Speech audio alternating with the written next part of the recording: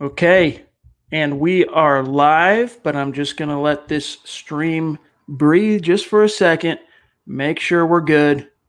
Welcome in, everybody, to the Huddle Up podcast, presented as always by Mile High Huddle, powered by Overtime Media.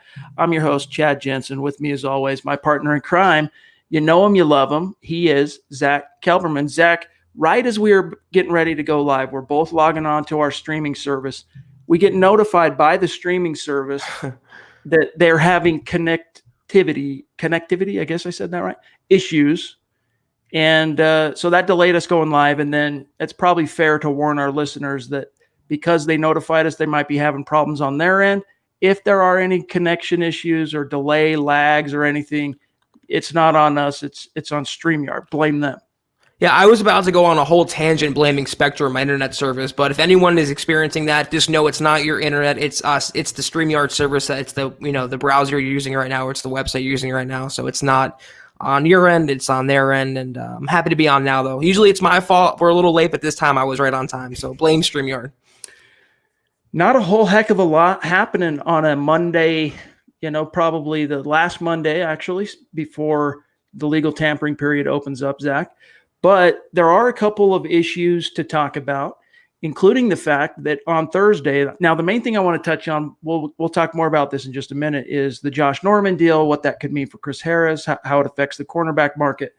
But I want to remind everybody, Zach, the Broncos have that decision to make coming up here on Thursday, which is the deadline for the franchise tag. Do you think they're going to end up tendering Justin Simmons with the tag, or do you think they'll get a multi-year deal done between now and then? I mean, no way of knowing without knowing how far along the negotiations are, but I think as a placeholder, they'll tag Justin Simmons just to have that option. Probably an exclusive franchise tag, meaning he cannot negotiate with outside teams. They can't even surrender a first-round pick for his services. And Broncos fans shouldn't flip out if that's the short-term solution for Simmons. They're going to tag him. They would have, under the current CBA, until July 15th to work out a long-term contract, which I think will get done at some point in time. It might not happen this week, and that's why I believe just as a placeholder, just as a temporary solution, they would tag him. I think that could be the possibility come Thursday, Chad. I still wonder, man, is he in a Vic Fangio scheme? Now, again, I'm not trying to create doubt in anybody's mind, but I do wonder the idea of paying a safety $14 million or so a year, which, Nikki Jabala of The Athletic, she had a great article today on Monday, and she was kind of laying out her opinion of what the odds are of each homegrown free agent re-signing with the Broncos. Excuse me, frog in my throat tonight. And what kind of deal, they're projected to get on the open market. And she thinks $14 million is about where it's going to end up on a multi-year deal for Justin Simmons. And I just wonder, Zach, is he really worth that kind of money?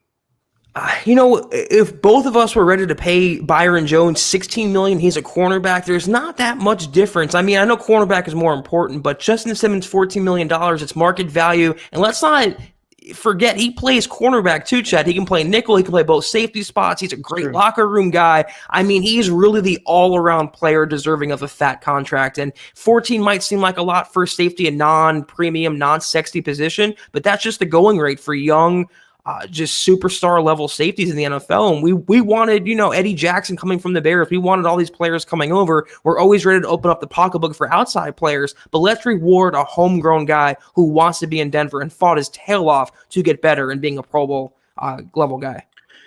The other thing that's important about getting Justin Simmons re-signed is the fact that it sends the right message to the locker room, right? Yes. That, hey, if you show up to work every day, you put in the work, you have the right attitude, you attack this as a pro, here's what can happen for you. Here's, Chris Harris is a walking example of that. Von Miller is a walking example of that. But Justin Simmons kind of represents that next generation, he's kind of the poster child for that post Super Bowl 50 Broncos generation. And of course, Drew Lock's joining him as the poster child here very, very soon. But you want that message, like with Matt Paradis, we talked a lot about this time last year, that it'd be good to get him re-signed for that purpose alone. I mean, forget the fact that he's been mostly an Ironman throughout his career and, top 10 center. It sends the right message, Zach. And again, I'm not saying that because I think the Broncos should not. I'm not saying the Broncos shouldn't bring in Justin Simmons on a multi-year deal. I definitely think they do. But I look at Vic Fangio's system over the years, both in Chicago, most recent 2 stops, Chicago, and in San Francisco. Man, the safeties thrive wherever Fangio goes. It's a great point, a valid point, but in Fangio's system, Simmons went from that, borderline Pro Bowl player to being a no doubt Pro Bowl player, household name, superstar, nationally recognized, nationally known. So to me, that's worth it, Chad. And just knowing he got that Fangio bump and now he's at that level of stardom, and hopefully he can maintain that after getting a rich contract. But in terms of deserving it, I think by far and away, 14 mil, it's not, franchise quarterback money. You're not paying Von Miller money for Justin Simmons, but it's par for the course, and I think he earned that for this reasons you laid out, the reasons I laid out. I just think if you're going to pay any guy this offseason, Simmons deserves it.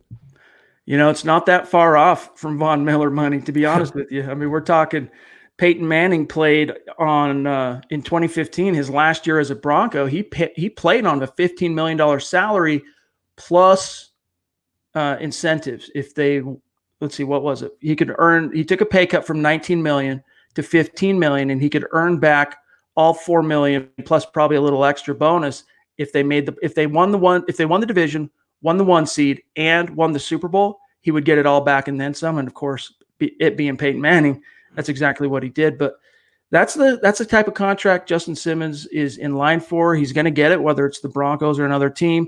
All signs point to it being the Denver Broncos. And guys, we're going to get to the main crux of tonight's episode here in just 1 second.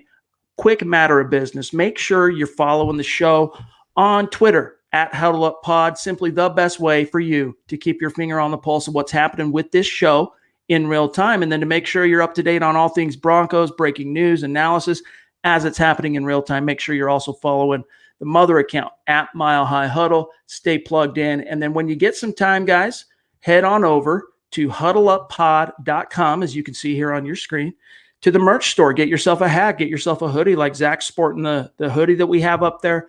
More and more of you are ordering and sending us selfies and pics, and we're getting it out on social media, showing you some shout outs and some love. And it's great to see, but we're just reminding everybody, because this show is growing by about 250 new listeners, give or take, each and every week. When you look at YouTube, you look at Apple Podcasts, you look at Facebook. So it's a reminder to those of you, if you might be new to the show, go to huddleuppod.com. It's an easy, organic way to support the channel, to support the podcast in Mile High Huddle.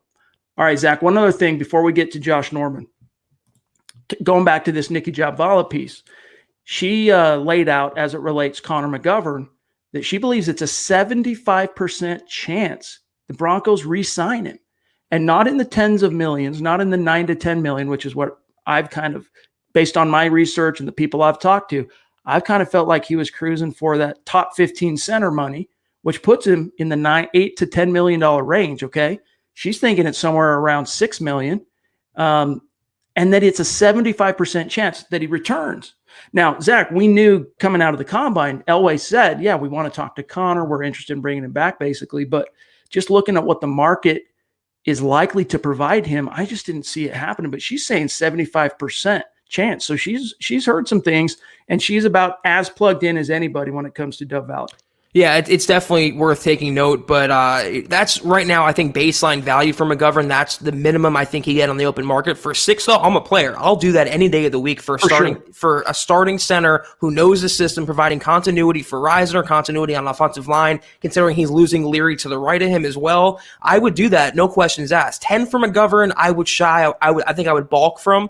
But 6-7 mil, that's a steal for a starting center who performed pretty well last year in place of Paradis. Not Paradis level, but still definitely above average. You can definitely get by with him. I just think when it's all said and done, he's going to get some offers on the open market that would bump his value to the $7.5, $8 million range. Then you're starting to ask yourself, is he worth it? Can we replace him in the draft? Is there a cheaper free agent option? I like Ted Karras from the Patriots. I think he'd be in that range as well. He performed I think he was a top 20 center according to Pro Football Focus last year. So if they're looking for options, they might find a few on the open market that are cheaper. But for 6-7, I'm re-signing McGovern all day, every day. I mean, even if you don't, even if you don't think he's a top 10 center, all right, that's fine. But we're talking about a guy who started all 16 games last year at center, has stayed healthy his entire career. He's never had any kind of dings and cuts and bruises, and That's a good point. Hasn't missed time as a result. He also played every snap for the Broncos last year at center and was not penalized one time. All due respect to Nikki Jabala, because I think I have nothing but the most respect for her, and she's a phenomenal rider. And again, she's as plugged in as anybody. I just think she might be underestimating Zach, his value on the open market by maybe about $3 million. And if I'm wrong, I'll happily eat that crow, because it means the Broncos probably get him re-signed on the relative cheap.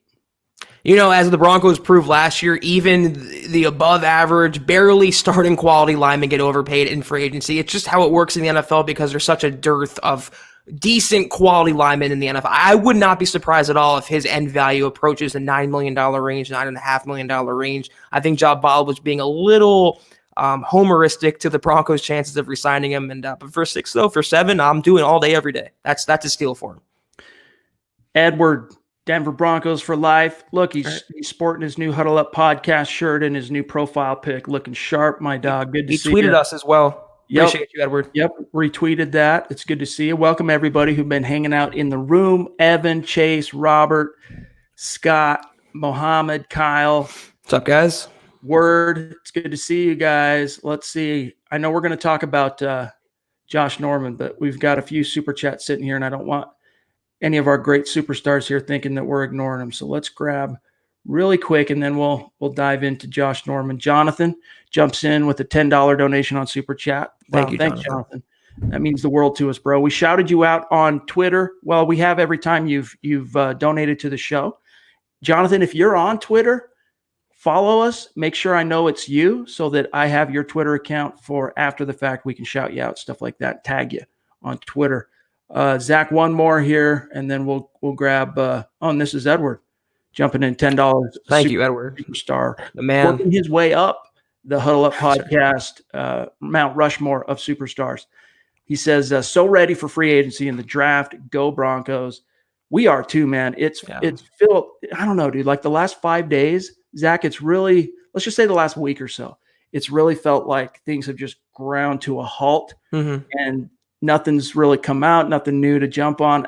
Post AJ Bouye, everything's just kind of went ground to a halt. Can't wait for it to open up. In less than a week, we're going to have legal tampering period opening, which is the 16th. Yeah, the 16th, because free agency opens the 18th. And then from there, dude, it's going to be floodgates. I mean, even the next couple of days with the franchise tag window, it might get Justin Simmons news or non-news, as it were. I mean, this is where, from this week on, from this point forward, we're going to get a ton of rumors coming out, speculation. My personally favorite time of the year. And Chad, the first year I'm covering a Broncos team with a franchise quarterback in place, not the Simeons and the Case Keenums of the world. So it's exciting to me to see how Elway is going to operate, having that young franchise guy under center. I'm really actually excited to see what he's going to do the next couple months. All right, so let's talk about Josh Norman. Now, he's a guy that we mentioned when the Redskins released him, a few weeks ago. We mentioned him as a possibility, not necessarily someone we were advocating for the Broncos, but a savvy veteran. Maybe he's lost a little bit of his fastball in terms of, he's 32 years old. As an option, though, he hits the market. And because he's a street free agent, because the Redskins cut him, that renders him a street free agent. He's free to sign with whoever he wants, whenever he wants. He doesn't have to wait till March 18th. So today he ends up signing with the Buffalo Bills. He's guaranteed, Zach, $6 million. It's a 1-year deal. So it's very much kind of a prove it type of scenario for him. Right. They're guaranteeing him $6 million, and he has the chance to make $8 million with incentives if he hits all of his escalators.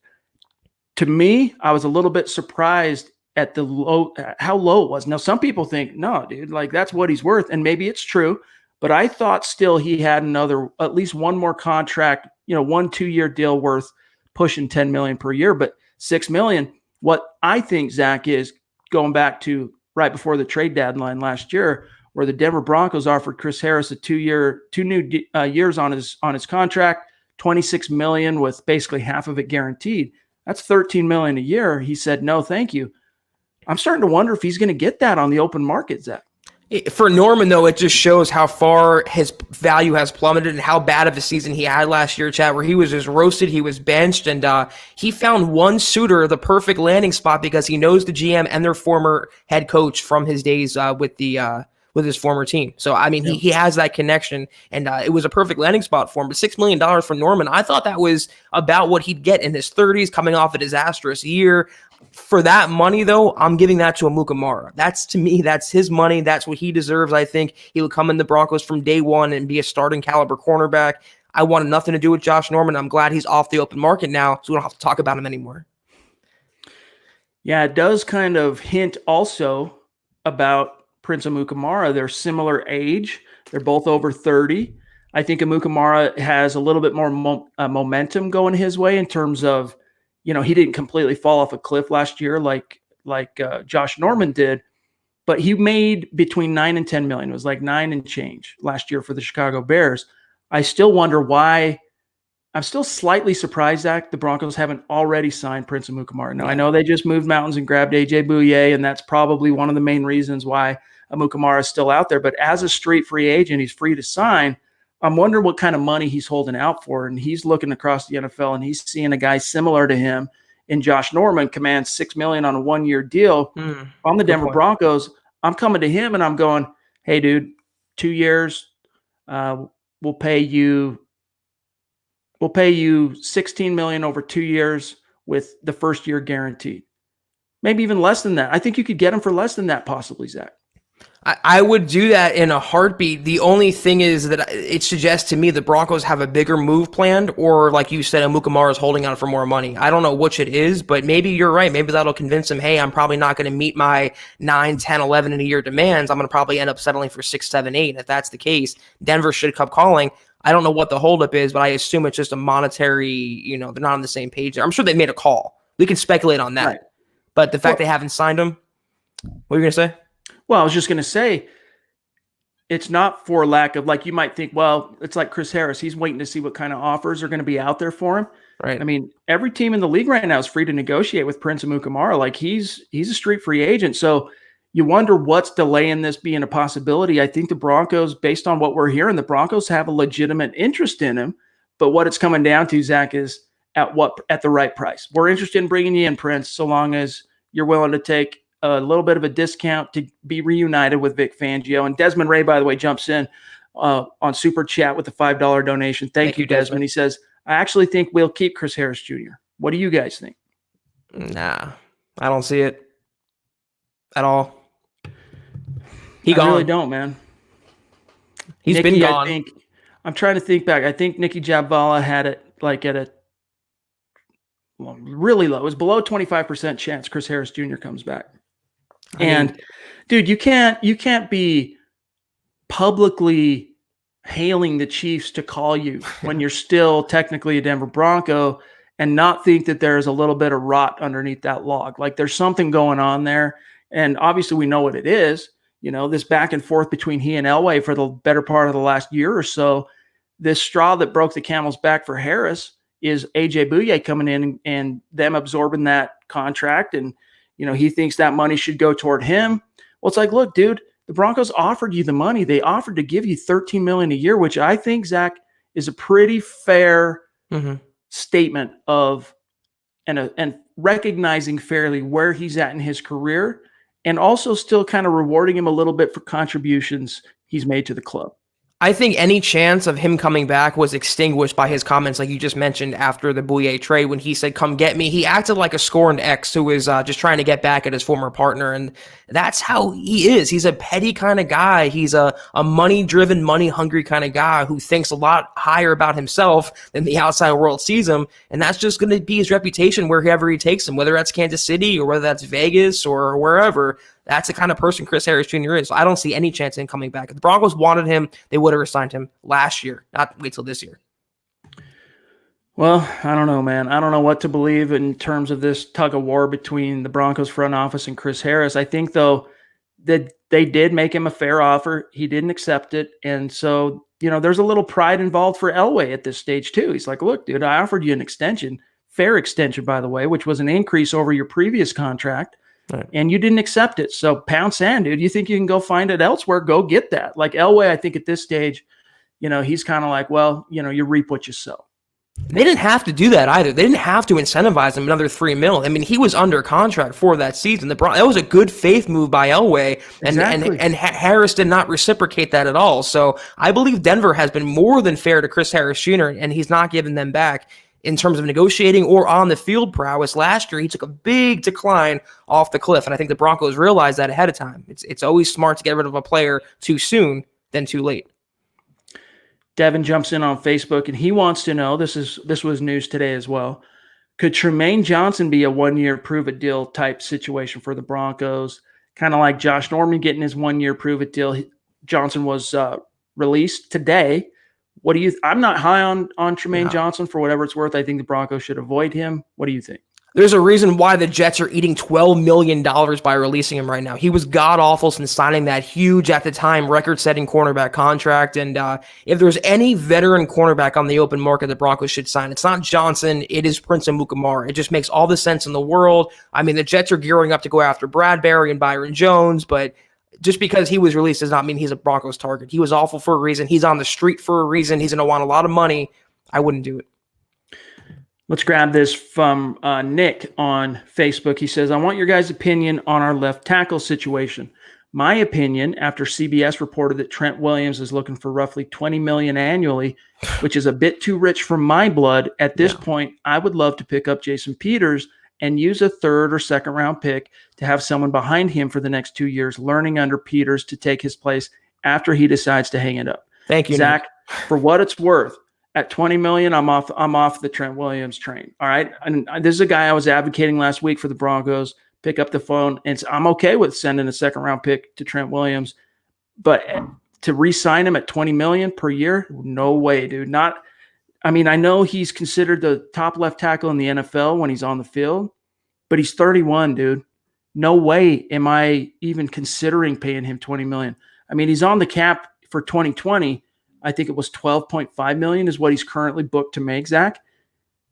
Maybe a couple million raise short-term, guarantee him some extra money the first year or two. But beyond that, no way am I coming close to $20 million, Zach. I mean, and he just missed an entire season of football, and he had cancer, wasn't it, Chad? Didn't he have a bout of cancer he went through? Yeah, he had some kind of a cancer on his head that the team that he was worried about, the team dismissed.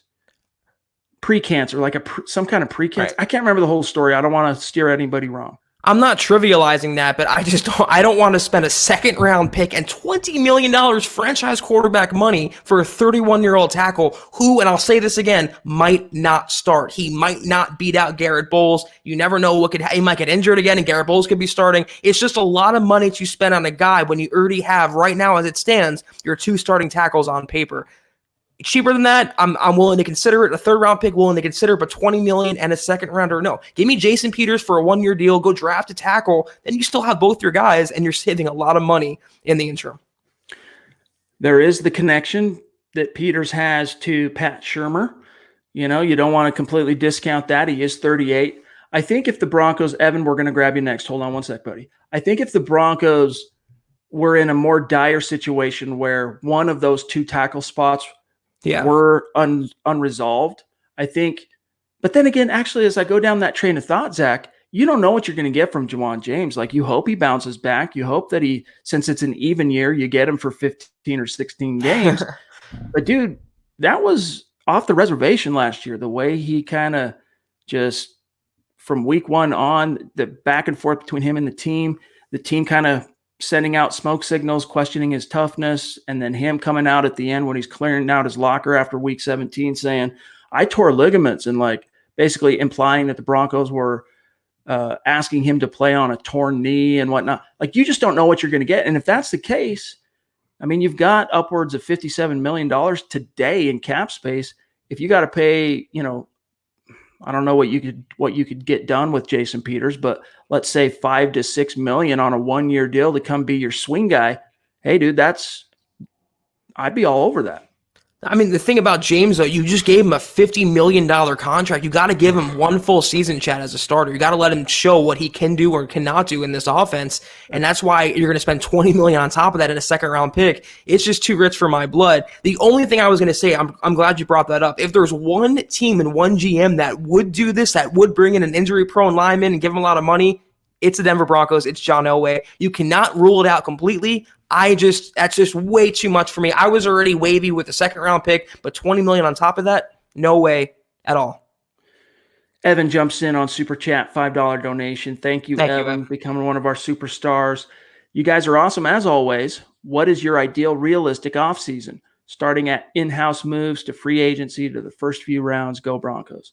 Evan, it starts with, for me, you got Justin Simmons getting him re-signed, Derek Wolfe. You still got to, Zach, get one more cornerback in here, whether it's through free agency or the draft. I would prefer to do two. You get one in free agency. Maybe you draft one in the premium rounds, one of these top 100 picks. You got 5 of them right now. Use one of those on a corner. You got to add to the cornerback room. You got to add cornerback depth or offensive line depth. And that, for me, Connor McGovern, and I'm a lot more encouraged now seeing that report from Nikki Jabala earlier today that they might be able to get a deal done without breaking the bank. I'll believe it when I see it, but I'm a little bit more optimistic about it. Getting a guy like Connor McGovern re-signed, that would go a long way towards at least giving you a projected 4 out of 5 guys you can count on to start on that O-line, and he's another incumbent, so you've got some continuity there. All you're really looking at doing is filling the right guard spot. So once you get that done, Zach, it comes to the draft. What would be your first move in the draft? It depends how the board breaks. I just think you got to go wide receiver considering the quality receivers on the board and considering how much the Broncos have shown their love for Henry Ruggs. I mean, he would be the pick, I think, at 15 right now. And if they don't draft a tackle, it could be worse if he's on the board. But my inkling right now is a receiver in round 1. In terms of in-house moves, just to answer the question, I'm bringing back Justin Simmons. I'm bringing back Derek Wolfe. I'm exploring Connor McGovern. Then I'm venturing out of house. Then I'm going to DJ Reader. Then I'm going to Amukamara. And then I'm seeing what Schobert wants. I'm seeing what Littleton wants. Too much, I'm backing off. I'll wait till the draft. But that's, I think, realistic. Adding Reader, adding Amukamara, signing a couple in-house guys, and taking those defensive solutions into the draft and focusing on offense. So into the draft in round 1, I'm going wide receiver or offensive line. It's got to be one of the two, Chad. Are you still picking up the phone and checking with Byron Jones' camp to see what it's going to cost? I just don't see how you can do it when you give Boye a big deal. Simmons going to get a big deal. Byron Jones is going to want, I think, 16 a year and just record-setting guaranteed money. I guess I would pick up the phone for diligence, but I don't think it's realistic at all to think they can sign him. All right. No, John, you rock, bro. That's right. Thank you, John. Tyler says Cesar Ruiz in the draft if we don't bring back McGovern. Even if they do bring back McGovern, Cesar Ruiz, he'd be great in round 2, maybe even round 1. But Connor McGovern, I mean, Ruiz is a center. Connor McGovern can play right guard or center. He doesn't have to be your center. Peck M511 wants to know on Periscope, any chance on Leonard Williams if he hits free agency? Zach, I don't know how goo gaga the Broncos are about Williams, former top 5 pick, whatever he was for the Jets. But he didn't have a great year last year. I still think he's going to make some money on the open market, but I don't think he's in line to completely cash in like he could have. So I think it's possible if he's a guy that Vic Fangio is walking into Elway and saying, this is a guy I want. What do we got to do to get him? I haven't heard any signs that that's the case. Sounds more like DJ Reader, Jordan Phillips, Javon Hargrave are more kind of the train of thought Fangio and company have. I just read today, in fact, that discussions between Williams and the Giants broke down because he wants too much money. I think he's angling for $14 million annually, and I'm backing way out of that if that's the case. He's a guy that strikes me, if he gets paid, he's checking out completely, and I don't want to gamble on that. So I'm give all that money, way less than that. I think Reader would come about 10 or 11 a year, 9 to 10, $11 million a year. He's a better player to me, or Jordan Phillips as a plan B. That's where I would go in that direction. Hey, see on your stream, if you can scroll down to the next super chat after Evan McKinley, because mine did one of those jump things and I can't go back up. The next one I can get to, because again, guys, we are not going to skip over any of our super chat superstars. The next guy I've got is Glenn Hauser. So if we need to, I can pull up YouTube. And same for me too. Glenn. Okay, so I know that.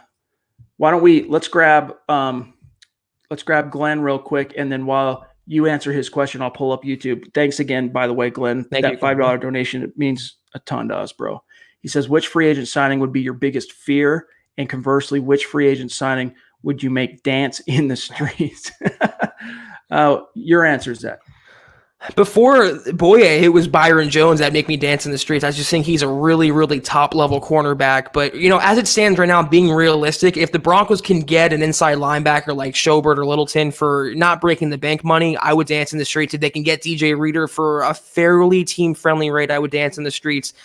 I don't have too much fear. I really can't think of anyone that I'd be fearful of signing. I mean, the Broncos, I didn't want Josh Norman. I don't want Marcel Darius. I know it's a random name. I'm not really fearful. I can't really think of anything on top of my head, Chad, that I'm overly fearful about. There's players that come with more injury factor and risk, but no one that I'd want the Broncos to permanently shy away from. Yeah. I mean, the biggest thing is you just don't want to bust out. You can't have another 2019 free agent class where you go 1 for 3, Right. Kareem Jackson was a huge hit, and that mitigated some of the sting of not having Bryce Callahan on the field. It mitigated some of the sting of Jawan James not being on the field, but you just have to avoid that at all costs this year. And by the way, the one guy who it won't let us show, so I'm going to go ahead and grab him right now, is Stu McPeak, who jumped in with a, let me find it here, $20 donation on Super Chat. Thank you, Stu. Stu, you are the man. You are on Mount Rushmore. We love you. We appreciate you. Sorry, I can't show that actual card. It just sometimes, and today's the stream service is acting up a little bit, but you know how much we love you, bro. Appreciate you. BNS on YouTube wants to know, what's up, guys? Don't you think it's important to put aside some of this cap cash to pay Lindsey? I do. Absolutely. Like, I've been advocating for that. Both of us have. Like, it's, even if a little bit early because of how prolific he's been to open his career as a former college free agent, get him signed now, peel off. It's not going to take the world to get him extended on a relatively team-friendly type of contract, Zach. That's why I hate this idea of going out.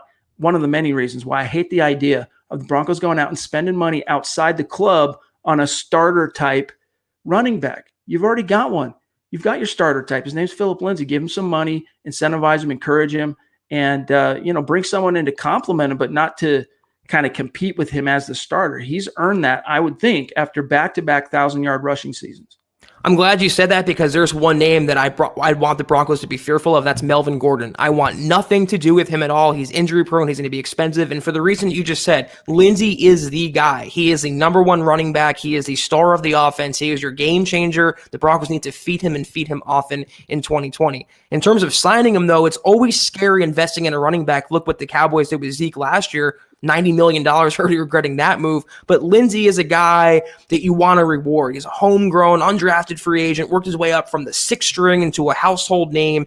The Broncos should set aside some money for him, for Sutton, for a lock down the road. Fortunately, with the new CBA, all the new TV deals will kick in as well. They'll have some more cap space as the years go on. It's not a pressing need right now, though. If they sign him now, they would save some money later on based on market value. But he's going to get a new deal regardless. Just a matter of when, not if. All right, let's see what else we've got here, guys. Because it's kind of a quiet night or a quiet day in terms of news and stuff, we'll keep this one relatively short. Let's see here. Bear with me one sec, guys. Let me jump down. We'll come back up and grab some other guys here. But Chase, been waiting for a minute, jumps in on Super Chat. Thank you, Chase. Thank you, Chase. Some think Elway is at fault. I say it's Chris Harris Jr. If I had to point a finger, Zach, I would say Elway has been a lot more forthcoming in terms of it takes two to tango, right? And I think Elway's been the more consistent guy coming to the table and saying, let's find a way. Yeah. And Chris Harris kind of having to be strong-armed into that situation. He's the one kind of running away, and Elway's going to the table, which is why I think at this stage Elway's kind of just turned the page. And that's what you saw in the A.J. Bouye trade is Elway telegraphing to Harris and everyone else that, look, dude, we tried, catch you on the flip-flop. Like I said earlier, Elway did not have to incentivize Chris Harris Jr. He did not have to give him a pay raise on top of what he was already getting in his base pay for 2019. He was under contract. It was a good faith move by Denver saying, listen, we'll give you this now. We're not going to give you number one cornerback money, but if you perform like that this season, we will re-explore that next offseason. He did not explore that. And in hindsight, great move by Elway, not investing then a market-setting contract for Chris Harris Jr. He is not anywhere worthy of that. He is far from being the top cornerback in the NFL. The Broncos have been more than fair. Elway, especially for someone being so stingy and kind of tight with money, he's given every opportunity for Chris Harris Jr. to earn a new deal. It's just you have to perform on the field and earn it. I don't think Chris did last season. Terry jumps in up in Canada on Super Chat. We appreciate you, Terry. Proving, as always, Broncos country is not a geographic state of being, or geographic location. It is a state of being. And right there on the hoodie chat. How could you miss it? That's what happens when you're trying to read while you're reciting something from memory. Speaking of reading, Terry says the DJ Reader thing seems to be picking up steam. Read a couple other teams are going to push for him as well. What would you pay for him? I think Spot Track set his value, Zach, DJ Reader, at like 11 and change. Like he's right up there with Shelby Harris in terms of market value. I don't like him for that much though. Like I'm trying to see if I can't get a deal done for 9 or 10 million. But if you have outside teams willing to pay him more than that and you really want him, you're going to have to compete. You're going to have to offer that money. But I'll believe that 12 million figure that Spot Track is projecting when I see it. Some of these numbers they're throwing out, I think, are a little inflated. Yeah, I'm with you there, though. If Shelby Harris gets 12, DJ Reader will get at least 12. He's a superior player and a more experienced, I think, an accomplished player than Shelby Harris. I'm willing to spend $9 million for sure, 9.5, 10. Above $10 million, though, it gets tricky. I want to see how the contract is structured. I want to see the years. I want to see the guarantees. I don't think I go to 11 million, especially since you're signing Derek Wolfe as well for probably around that figure too. 10, though, I'm good. 9, I'm great. 11, I shy away from Reader a little bit. Buona Beast is saying 8 million for Reader tops, which I just don't think it's not realistic. That's going to get it done. No. But I would. Who knows? We don't know. He's coming off a rookie contract as a 5th round or 6th round pick, so he's used to making about $500,000 a year right now, gross as a player. So who knows? Maybe depending on what the market is for him, you might be able to get him for 8 million. But I think that's just a little too low, Buona. Edward jumps back in with a donation on Super Chat. Thanks, Edward. Thank you, Edward. He says, would you guys be open to picking up Eric Armstead? Frickin' absolutely, dude.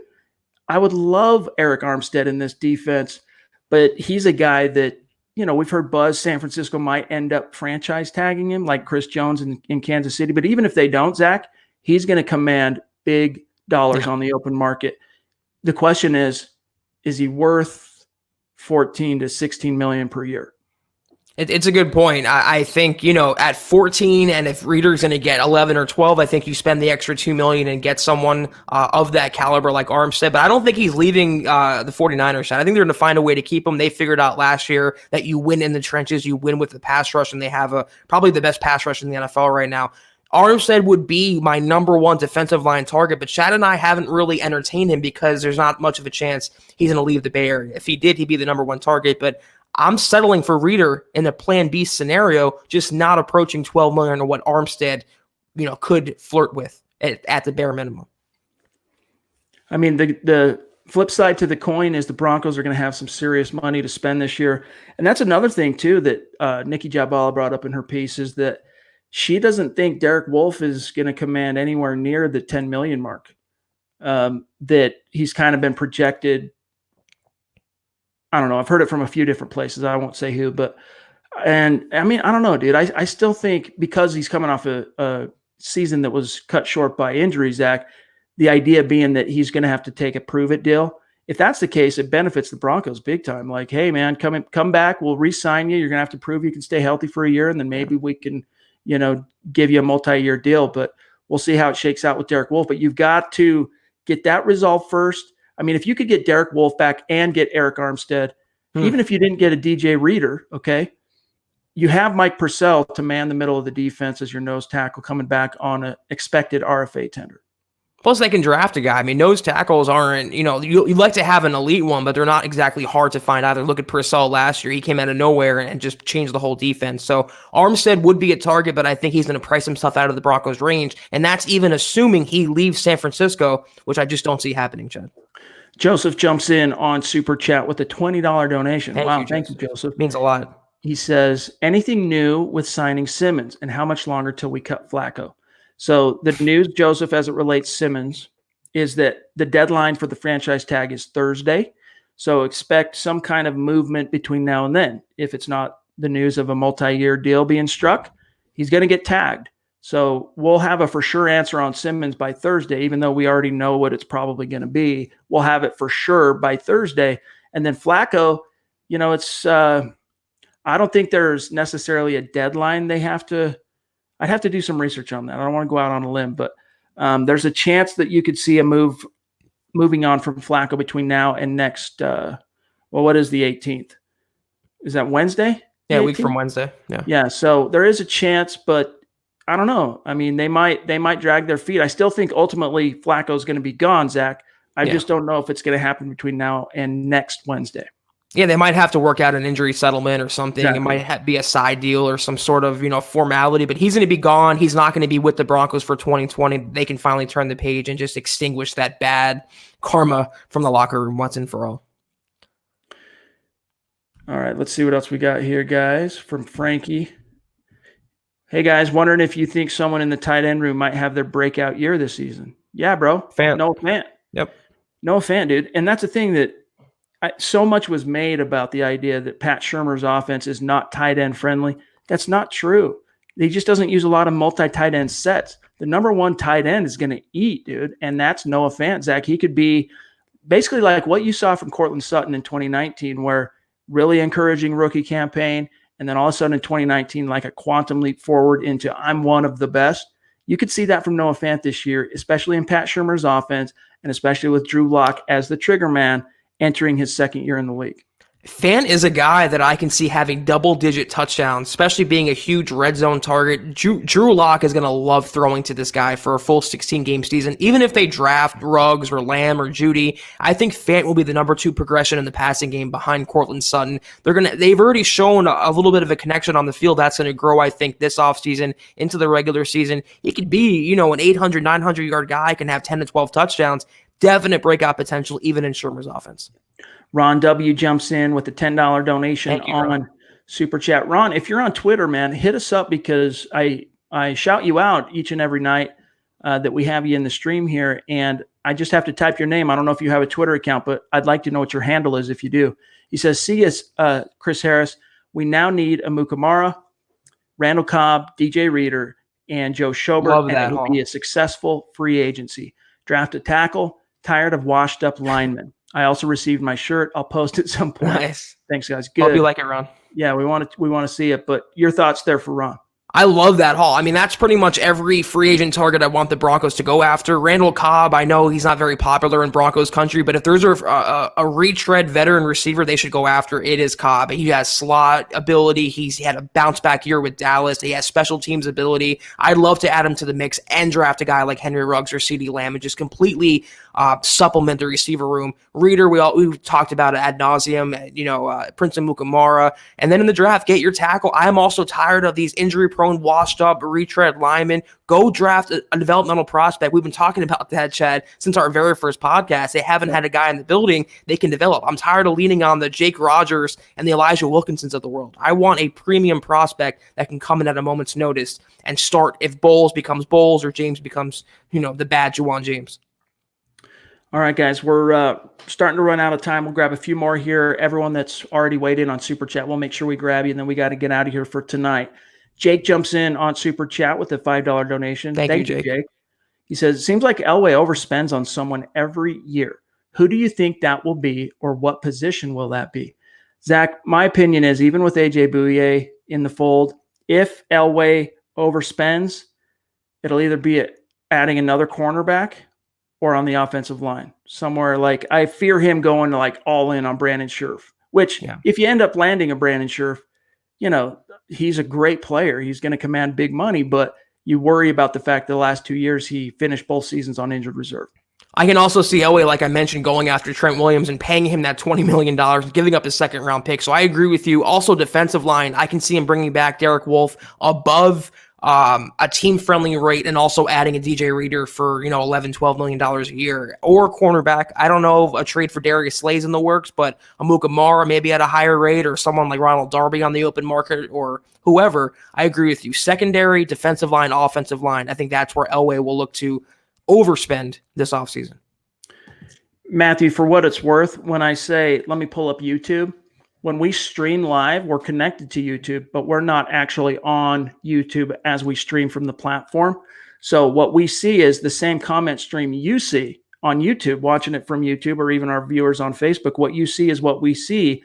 The problem we run into sometimes is if it's really stacked, a lot of people in the chat and the comments are coming hot and heavy, the platform that we use, sometimes it jumps down to the most recent comment, and then it won't let us scroll back up to where we were in continuity. So when that happens, I have to open up a new window and go directly to YouTube to see what we might have missed. So just to clarify, that's how, for example, Terry, we had to shout Stu out after the fact instead of being able to show his super chat card.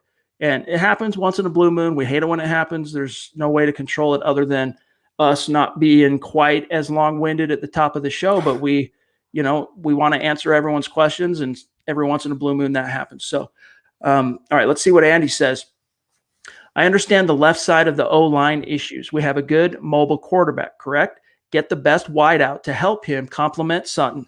We must believe in our coaches. Strong need for a linebacker that can cover tight ends. That's one of the things too, Zach, that I could possibly see John Elway overspending on is a free agent linebacker that can help cover, like a Joe Schobert or a Littleton, maybe being willing to compete at the top of the market and pay out the wazoo to get one of those guys in here. I'm not necessarily predicting that, but going back to one of those previous questions about who he could overpay, that it wouldn't surprise me. I wouldn't mind, incrementally overpaying or not significantly overpaying Joe Schobert. He has 3-down linebacker ability. He'd be an instant plug-and-play starter next to A.J. Johnson. I just don't see, based on, last year and the way the Broncos approached that position, they would go a little cheaper than spending a market-resetting contract on a Schobert or Littleton. I just think they're going to develop someone like they did with Johnson that proved successful for them. I think they're going to follow that blueprint again with whoever they put next to him. It might be Todd Davis. It might not make any moves there. Prank Films jumps in on Super Chat. Appreciate you, Thank PF. you. Says, who do you think Denver will look at in free agency to replace Connor McGovern and Ronald Leary? And do you think Denver could draft a punter in the 7th? Hopefully. I think it's almost a near guarantee, Zach, that if they don't, that they're probably going to draft a punter late. And if they don't draft a punter late, they're going to bring a guy in to directly, basically, a guy they believe that can take Colby Wadman's job out of the gates. Like, Colby Wadman, he's still on the roster because you need to have a guy that's punted in the NFL before. But the Broncos are going to be actively trying to churn that particular position. But getting back to the replacement for Connor McGovern and Ronald Leary, some of the options are, it depends on how much money you want to spend, right? If you want to go out there and really compete, because Ronald Leary was one of the high-dollar free agents of his class in 2017, and Elway kind of won that particular free agent, got him for whatever it was, $8.5 million per year. You're going to have to pay nearly double that if you want Brandon Scherf. I've heard differing things on Joe Thuney, but those are the two guys at the top that you could see being candidates for the Broncos at right guard. Center, I'm not sure exactly. We'd have to look at that. I can pull it up on Spot Track, but what do you think? Well, Ted Karras is a name I suggested from the Patriots. That's right. That's one potential option. But I don't think Elway is going to want to replace 2 starting offensive linemen in Locke's first season as an NFL starter. I think he'd want some sort of continuity. So I'm leaning toward, especially if Job Vala is correct, Chad, McGovern can come back at a fairly team-friendly rate. I'm re-signing him and having only one hole to fill, which is Leary's, and I'm finding that guy in the draft. Unless you splurge for Thuney, you're not going to find that guy on the open market. I would go to the draft, rebuild there, get Mike Munchak's approval, and then you only have to replace one starter, one new guy. I would have continuity with McGovern, considering also he's snapping the ball to Locke. He's the quarterback of the offensive line. It's not easy to change. I want as much continuity and comfortability as possible for Locke in 2020. Stefan Wisniewski is an option as a free agent center. Ryan Khalil as well, but he's 35, so I don't know how much sense that would make. I don't think it would make a lot. Ben Garland, old Ben, remember him for the Denver Broncos, had him as a defensive lineman, tried him a little bit at offensive line. He ended up just starting in the Super Bowl. James Ferentz, former Broncos center, he's still out there. Brett Jones, Hronis Grasu's out there. Honestly, of this crop of centers, Connor McGovern's kind of the crown jewel of this group, Zach, which is why I still think, man, he's going to get paid. I'm leaning more toward now just paying McGovern. We haven't really talked about him as an in-house guy that's a lock to be resigned or one guy that we want to be resigned. But the more I'm thinking about it and the value that he can come with and the experience he provides, I would do it McGovern right now. I would do him at 8 or 9 a year if I can get him for that rate. Jordan wants to know on YouTube, is it possible the Broncos could trade the third rounder they got from the Sanders trade to move up to take Ruggs? Would that not be enough to move up? All right, so this is something that just depends on how far they want to get up. Like if they're trying to get into the top 5, it's going to take a lot more than just a third round pick. Right. If they're just trying to get from like pick 15 to yesterday, for example, we were asked about the Jets. I think, it's the Jets, and I confused the Jets' current standing in the draft order with last year, thinking they were in the top 5, and so I'm thinking, it's going to take this year's first, it's going to take next year's first, a couple third round picks possibly. And but they're picking at 11. So if you're picking at 11, and odds are, you never know for sure until it shakes out, but odds are you can probably get from 15 to 11 with 2 third round picks. I actually looked at the draft value chart. I think a third and a fourth can do from 15 to 11. At the Broncos, if they can make that trade, that's Ruggs all day, every day. I would give up. They already have a second, third, fourth round pick. They still have another one, even after the trade for Boye. So yeah, third and a fourth could do it from 15 to 11. That's if though the Jets want to be open to that move. They have to. It takes 2 to tango. So if the Jets want to demand more, I'm not giving more than that. I'll tell them to kick rocks and let the board fall where it does at 15. Magic Funny Moments jumps in on Super Chat. Appreciate you. Thank you. Started watching about a week ago and loved the content. Well, welcome. It's good to have you. Appreciate that. What do you guys think of Kareem Jackson going back to corner and re-signing Will Parks? I wouldn't be opposed to it, Zach, but the Broncos just aren't thinking that way. Fangio wants Jackson as a safety, period, end of story. You're downgrading 2 spots in that scenario, Chad. You're getting worse at cornerback and safety. He just thrived there. He had a really, really, really resurgent year at safety, and he proved me wrong. I was not a fan of him moving from cornerback, but you have an old veteran star. You have your young up-and-coming star in Justin Simmons. I am not fixing what isn't broken. I'm leaving that in place and just, adding to the cornerback group this offseason. All right, let's see what else we got here. From Wesley Myers, jumping in on Super Chat. Appreciate you, Wes. Says, would you like to see Denver go to free agency for a proven running back and try again in the draft as high as the 15th pick? No. I'm of the opinion, don't spend on a running back in free agency. If you do need to add, because you've only got 2 guys with, I guess you could throw Khalfani Muhammad in there as a guy that has some NFL experience, but you got Phillip Lindsay, you got Royce Freeman, 2 starting caliber.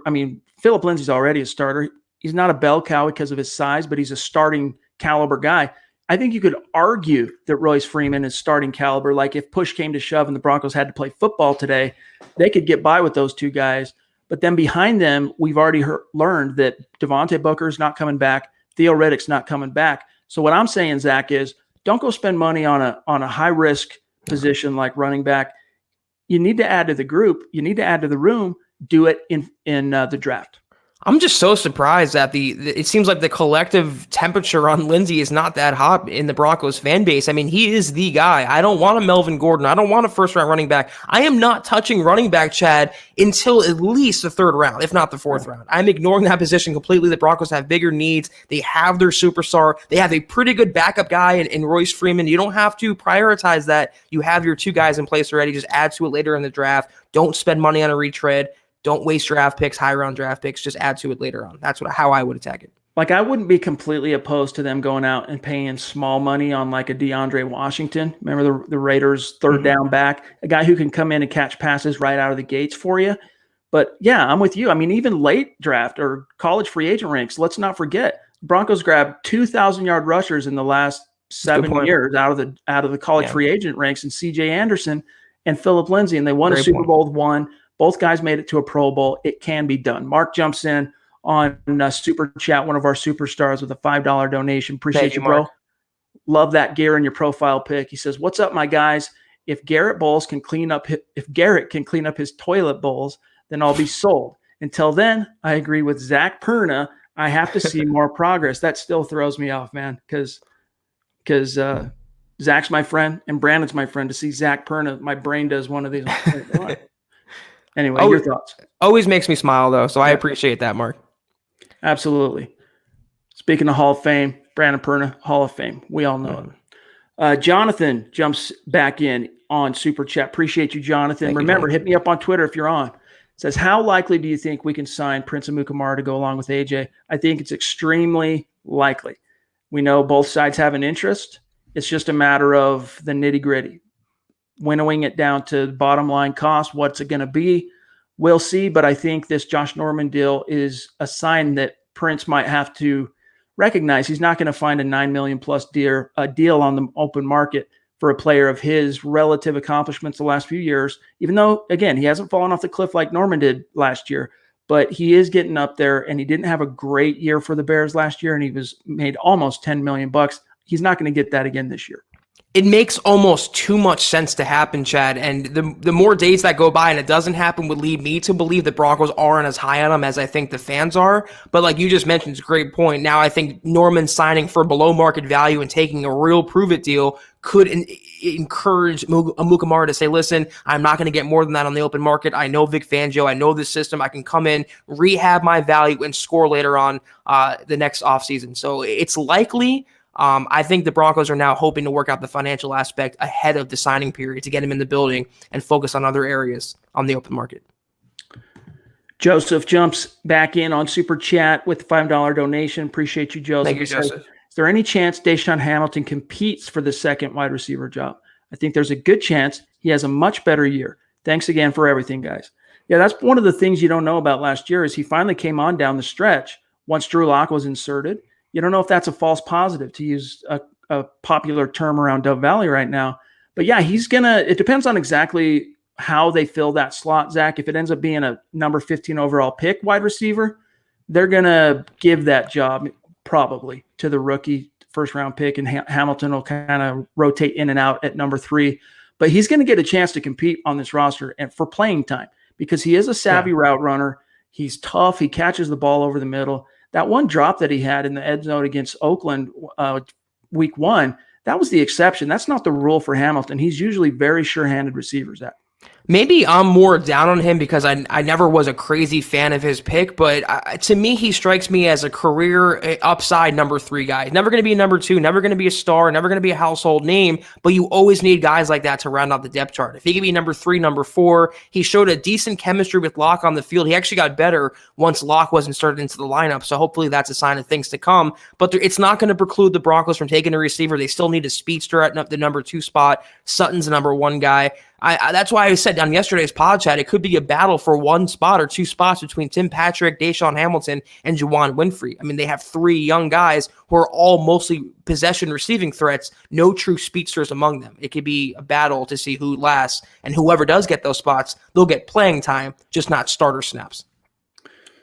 I'm trying to see here toward the end of the stream, Gabriel's trying to get our attention on something. I don't know what I missed here, but I'm not seeing a question here in the stream from Gabriel. I see a lot of people adding Gabriel, but I'm looking here on what the stream will allow me to see, and I don't see anything. So Gabriel, oh, here we go. I see it. Would any of you to trade Von Miller for Khalil Mack right now? Zach, my answer is no. No. Your answer? No. Khalil Mack's a great player, but Von Miller at his best, I think, is a better player than Khalil Mack at his best. And Von Miller is going to have a bounce back season, I think, in Vic Fangio's system year 2 in 2020. I wouldn't do it. There'd be too much dead money on the books. It'd be way too much to bring on with Mack's contract. No way. I mean, look, Von needs to play better than he did last year, but I'm still in a holding pattern in terms of I'm willing to chalk that up to just a weird confluence of factors that led to him kind of having a down year. And I think he's going to be motivated going into 2020 to prove to everybody that that was a fluke. And we could see him take a huge step forward in Fangio's scheme, and having Bradley Chubb's back is going to make a huge difference in that effect. So no, I'm not trading Von Miller for Khalil Mack, even though that's very unrealistic. It's even if it was realistic, that's not something I'd be interested in. Kyle jumps in. Wow. $20 donation. Thanks, Kyle. Appreciate you, bro. He says, sorry I'm late, boys. Been super busy. First live I've caught all week. Thanks as always, guys. Thank you, Kyle. Appreciate the love, dude. That means the world to us. Thank you. And we will tag you on Twitter after the pod, my friend. All right, let's see what else we got. Then we're getting close to an hour, so we got to wind it down here. I don't want to miss anybody. So let's see real quick. From Justin on YouTube, he wants to know, is Lamar Miller an option at running back for us, or will he want too much money? Zach, if you could, I mean, we've already kind of talked quite a bit about paying running backs, but what are your thoughts on Lamar Miller specifically? Loved him in college. I thought he'd be a really good pro. It just never materialized. He's had some injury concerns. He's had some fumbling concerns. I just don't want to waste the money on that guy, even if he can catch passes, Chad. Devote that money to paying a Simmons or paying a Derek Wolfe and draft that running back, draft that pass catcher. In the NFL nowadays, I hate to say it, they're a dime a dozen. You can get that guy as an undrafted free agent. I am not wasting money on Melvin Gordon and Lamar Miller. No retread veteran injury per running backs. Keep them away from this building.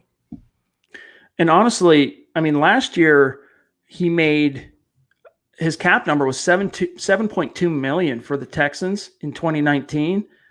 No way do I want to pay that kind of money for anyone not named Philip Lindsay right now. It maybe be a conversation for Derrick Henry for me, but I don't think it's going to be realistic as a possibility. But even then, I'm not sure that I would be willing to do that. Like, I think Philip Lindsay deserves an extension and the shot to prove to this new offensive coaching regime that he can be the guy. All right, let's see here, Zach. Kyle, I think that's it. I just want to make sure I don't miss any of our Super Chat superstars. So we'll grab two more, and we'll get out of here for tonight. Doug, we already talked about Chris Harris.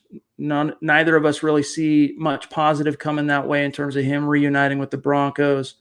Let me shoot way back up here. And Robert wants to know, Lloyd Cushenberry for center, LSU center.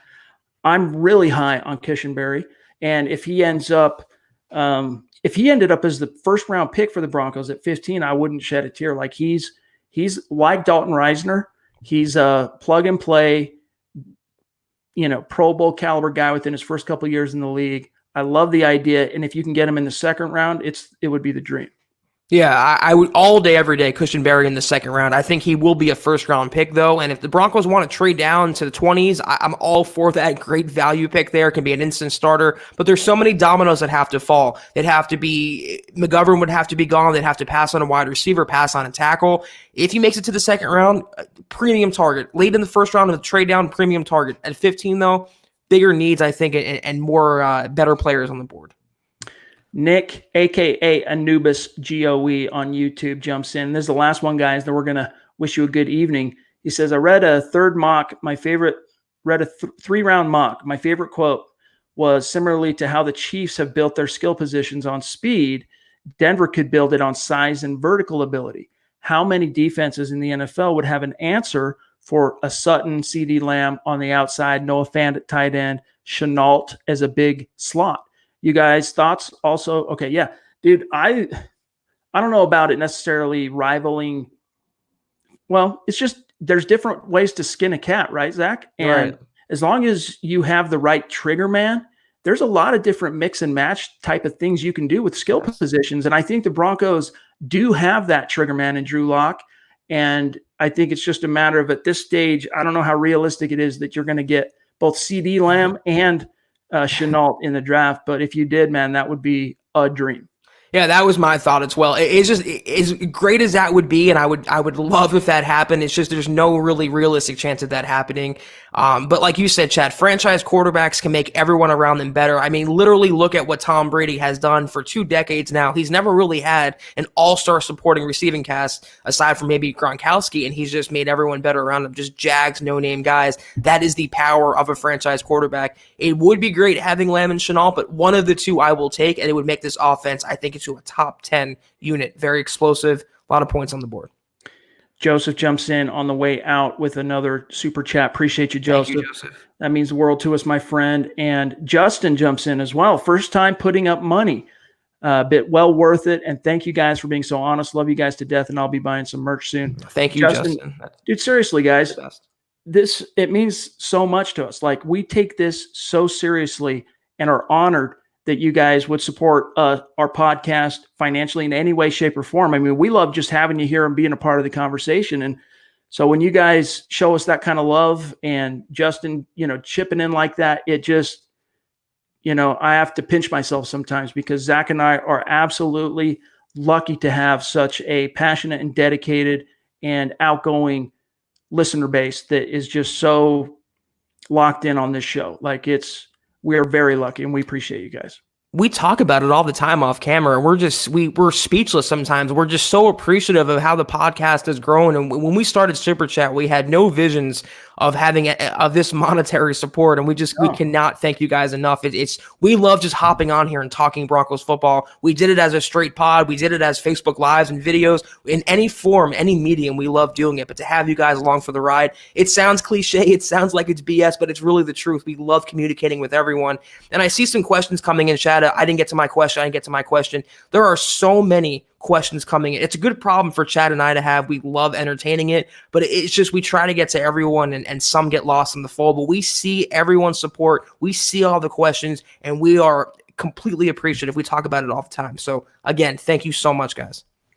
Well said, my friend. Well said. And there's only so much we can say about it. Like, we try to communicate that to you guys, and there's honestly no way that we can, in my opinion, fully convey how much we appreciate that support. So anyway, end of sermon. We love you guys. We appreciate you. Yeah. Make sure you're following the show on Twitter at HuddleUpPod. Also, make sure you're following the main account at Mile High Huddle, and my partner here, Zack Kelberman at Kelberman NFL, myself at Chad and Jensen. Stay tuned, guys, because we have a pretty busy week coming up. We'll see what happens with Thursday on the franchise tag deadline.